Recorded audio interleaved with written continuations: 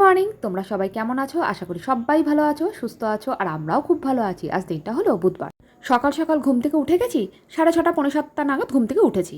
মিঠি আর মিঠির বাবা এখনও ঘুমাচ্ছে। শুভ্রজিৎকে ডাকতে শুভ্রজিৎ বলে উঠলো যে তুমি চা খাবে? না, আমি চা খাবো না, তুমি খেয়ে নাও। ঠিক আছে, আমি আর নিজের জন্যই চা করছি, নিয়ে খেয়ে আজকে প্রচুর কাজ আছে। যেহেতু আজকে শুভ্রজিৎ ঘরে থাকবে, সেজন্য ভাবছি অনেক কিছু কাজকর্ম করে নেবো। যেমন ধরো বাজার ঘাট টুকিটাকি অনেক কাজকর্ম থাকে সংসারে, সেগুলো সবকটাই দিকে করতে হবে। তোমাদের সাথে কথা বলতে বলতে দেখো বড় একটা কাপে চা নিয়ে নিচ্ছে আর 2টো বিস্কিট। তা প্রচুর আজকে ঘরে কাজ আছে, আর তো বৃষ্টি তো থামার তো আর নামই নেই। সে যে কবে থেকে লাগিয়েছে বৃষ্টি, কি আর বলবো। আর এই বৃষ্টি যে কতদিন চলবে জানি না। প্রত্যেকের মুখে শুনছি যে জ্বর হচ্ছে, সর্দি কাশি, গলা ব্যথা। মিঠি তো বলেই যাচ্ছে হালকা হালকা গলা ব্যথা। আর কথা বলতে বলতে দেখো আমরা রেডিও হয়ে গেছি। শুভ্রজিৎ বলল সব কাজ এখন ফেলো, আগে চলো, ওয়েদারটা ঠিক হয়েছে একটু, তার আগে বাজারটা করে আসি।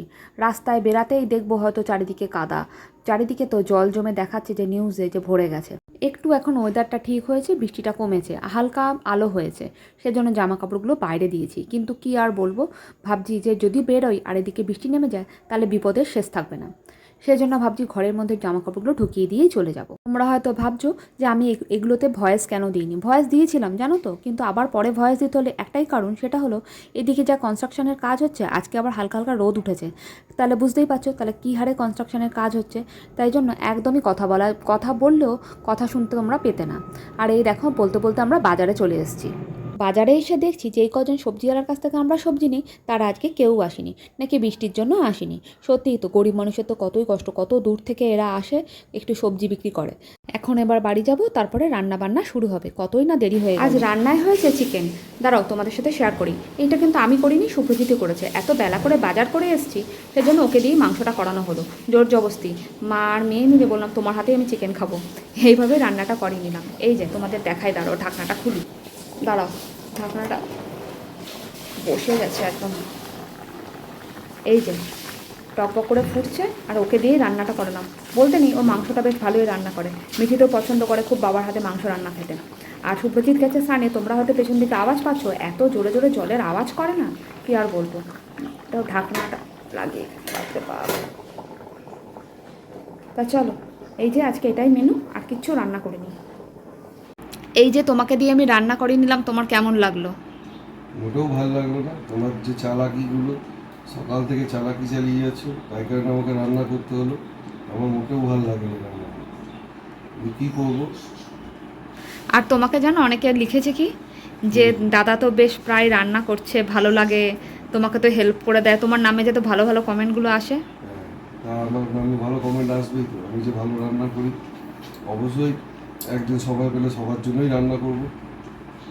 তাহলে সবাইকে একদিন ডেকে নাও। ডাকবো কোনো একটা ভালো স্পটে, ডাকবো সবাইকে। সবাই যারা চ্যানেল সাবস্ক্রাইব করে রয়েছে তাদের তো অবশ্যই, আর তাছাড়া কাউকে ডাকবে না? যারা সাবস্ক্রাইব করেছে তারাই তো দেখতে পাবে, তারাই জানতে পাবে, তারাই আসবে। তাহলে আরও সবাই সাবস্ক্রাইব করুন, তারাও আসবে। কি খাওয়াবে? তোমার হাতের চিকেন এত লোককে?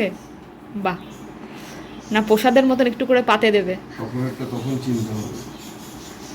তা যাই হোক, কি সিনেমা দেখছি একটু দেখাই।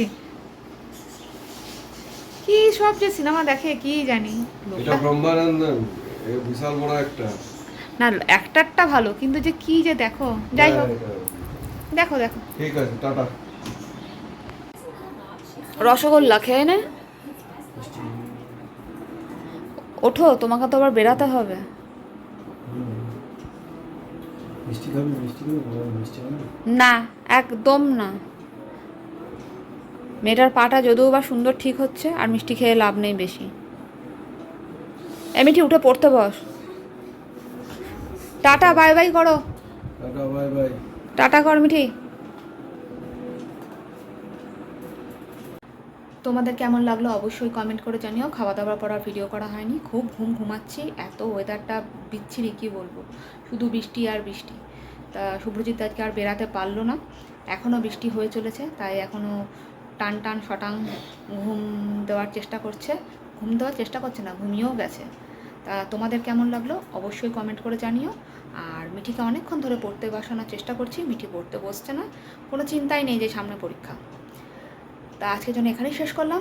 তোমাদের কেমন লাগলো অবশ্যই কমেন্ট করে জানিও, আর ভালো লাগলে একটা লাইক করে দিও।